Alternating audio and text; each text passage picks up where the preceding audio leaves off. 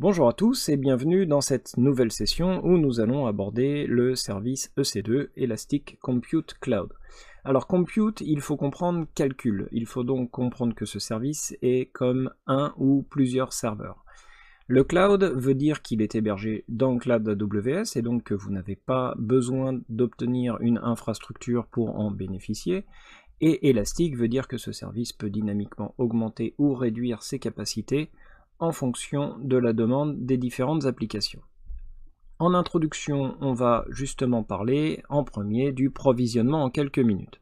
Alors en quelques minutes, c'est cette petite subtilité qui fait toute la différence. Si on se rappelle, en remontant un petit peu dans le passé, il n'y a pas si longtemps que ça, pour pouvoir mettre à disposition d'une équipe, d'un projet ou de développement une infrastructure disponible, il fallait prévoir le projet, prendre un chef de projet, vérifier que le service achat a bien passé la commande, que le modèle que l'on attend est bien disponible. En général, il est soit sous-dimensionné, soit surdimensionné parce qu'on fait des estimations qui ne sont pas forcément tout à fait correctes. Et donc, on arrive au final avec un minimum porte-à-porte d'une dizaine de jours, voire plusieurs semaines, voire plusieurs mois dans certains cas de figure, comme je l'ai déjà constaté. Donc ce provisionnement en quelques minutes a vraiment changé la donne et explique aussi le succès d'AWS et des solutions cloud en général, puisque on paye beaucoup moins cher pour disposer exactement de ce dont on a besoin beaucoup plus rapidement. La deuxième notion, c'est que dans le cloud, EC2 est redimensionnable. Donc on va pouvoir augmenter le nombre de machines qui vont faire des calculs dynamiquement. On a vu déjà des services qui vont nous permettre d'augmenter et de réduire, et étant donné qu'on paye à l'usage, on va forcément consommer moins puisqu'on ne va faire tourner que ce dont on a besoin, et dès qu'on arrête une machine, on ne paye plus pour le service consommé. Alors, je crois qu'on ne l'a pas vu, mais il faut que je vous indique qu'il existe plusieurs types d'instances EC2. Alors, le premier type, c'est l'instance à la demande. Donc, elle dispose d'un prix fixe de la consommation qui, lui, est régi à la minute ou à la seconde. C'est lié au système d'exploitation. Si on utilise du Windows, on est à la minute. Si on est sous Linux, on est à la seconde. Je crois qu'AWS a prévu sous peu de passer Windows à la seconde, mais je crois que ce n'est pas encore le cas. Ensuite, on a les instances réservées. Donc là, vous vous engagez auprès d'Amazon en signant un contrat de réservation. Ce contrat peut avoir une durée de 1 à 3 ans. Et en contrepartie, Amazon vous offre une grosse remise sur le prix des instances. Troisième catégorie, on a l'instance spot. Donc c'est un petit peu particulier. L'instance spot est dédiée au cas d'usage qui n'ont pas de prévision possible. Ça n'est pas un serveur web qui tourne en permanence, c'est rien de tout ça.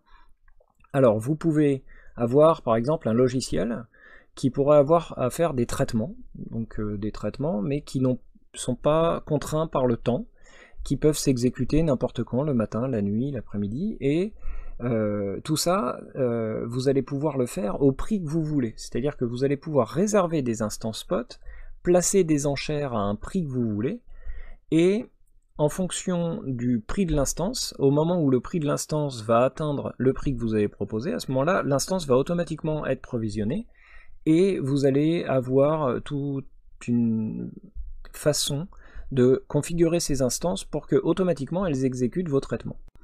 Et pourquoi AWS a fait ce type d'instance? Eh bien tout simplement parce que comme c'est un gros centre de données dans lequel il y a beaucoup de ressources, il y a pas mal de ressources qui ne sont pas forcément utilisées. Donc pour maximiser la rentabilité, Amazon propose de baisser un petit peu le prix de ses tarifs, de vous proposer au prix que vous voulez. Et si, en fonction de l'offre et de la demande, eh bien, votre prix correspond à la disponibilité d'une instance, à ce moment-là, elle sera automatiquement provisionnée au moment où elle atteint le prix, et eux, du coup, rentabilisent tout le matériel inutilisé, toutes les ressources de calcul, comme ça, en faisant du gagnant-gagnant. Ensuite, nous avons le type d'instance hébergée sur des serveurs dédiés.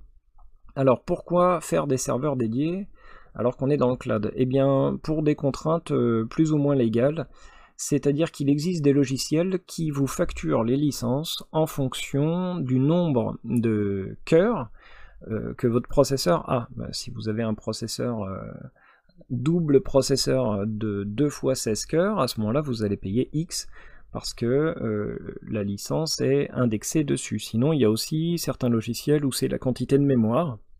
Le problème c'est que si on est sur des serveurs virtuels, eh bien on n'utilise qu'une partie du serveur physique, or la licence est indexée sur le nombre de cœurs ou la quantité de mémoire d'un serveur physique. Et donc si on se retrouve à faire tourner un logiciel de ce type, on va payer pour tous les cœurs et pour toute la mémoire par exemple, alors qu'on va en utiliser qu'une toute petite partie, donc c'est pas très intéressant. Donc autant réserver le serveur pour nous, payer la licence conformément à nos besoins, et dans le mode cloud, voilà, c'est comme ça que AWS se met en conformité pour vous permettre d'exploiter vos licences. Il y en a un second, c'est par exemple pour des contraintes légales, où la loi vous oblige à disposer d'une infrastructure pour héberger des données, une infrastructure non partagée, une infrastructure où vous êtes le seul à héberger vos données dessus parce qu'elles sont sécurisées et soumises à la loi, donc vous pouvez aussi avoir recours au serveur dédié pour ça.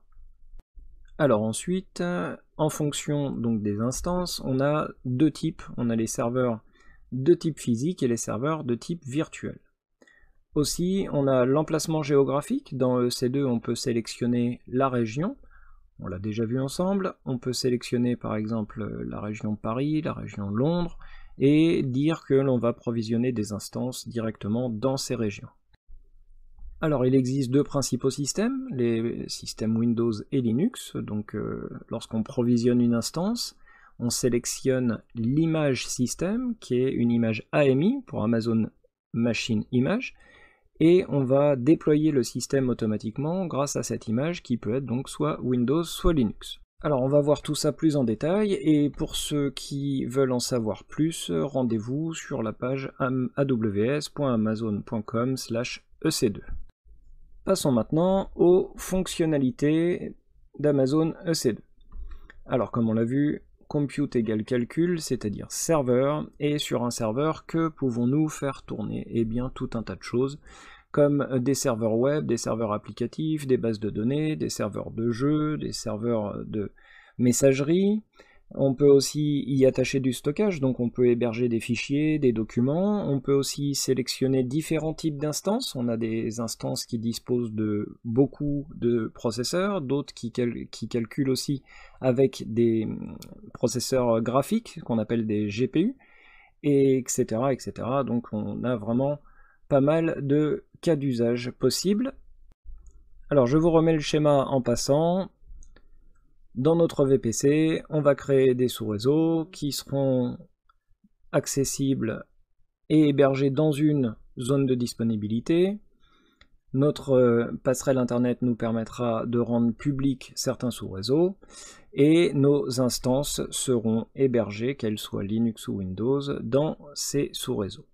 Alors passons maintenant à l'objectif de notre session qui va suivre. On va se connecter à la console AWS, sélectionner une région, lancer le provisionnement d'une instance, démarrer l'instance et s'y connecter, ça on a déjà vu, obtenir les privilèges administrateurs, donc là ça devient nouveau, installer un serveur web, composer une page web en HTML et se connecter à notre page web directement depuis Internet. Donc pour ceux qui ont le temps de nous rejoindre pour la suite, eh bien on va passer à la pratique tout de suite.